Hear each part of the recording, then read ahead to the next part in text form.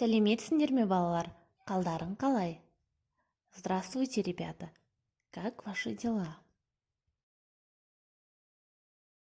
Балалар, бізде қазір қазақ тілі сабағы.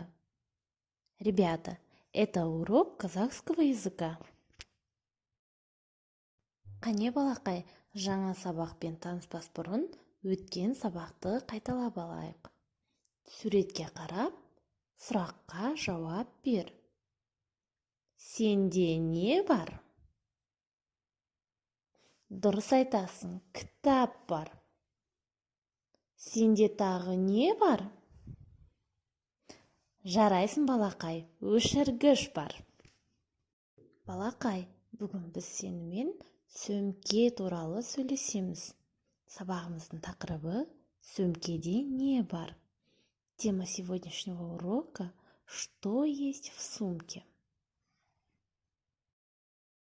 Олай болса, жаңа сөздермен танысайық.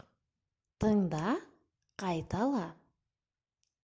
Сумка, сөмке, ножницы, қайшы, клей, желім.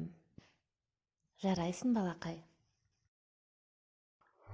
Ал енді балалар, суретте не көріп тұрмыз? Айтып үйренейік.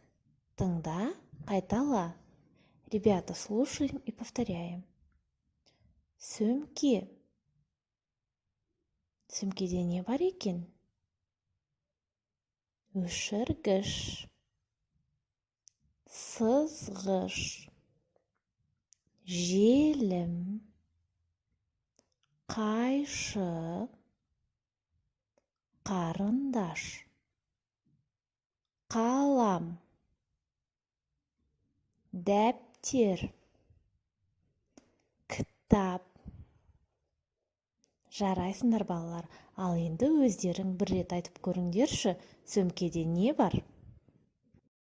Балақай, ал енді сұраққа жауап беріп көрейік. Суреттегі сөмкеден нені көріп тұрсыңдар? Бірінші сөмкеде не бар? Және екінші сөмкеде не бар? Маған айтып берші.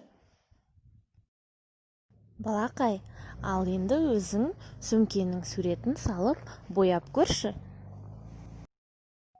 Суретті салып болғаннан кейін маған жолдауды ұмытпа. Жарайсыңдар, балалар. Бүгінгі сабағымыз осымен аяқталды. Келесі сабаққа дейін сау болыңдар.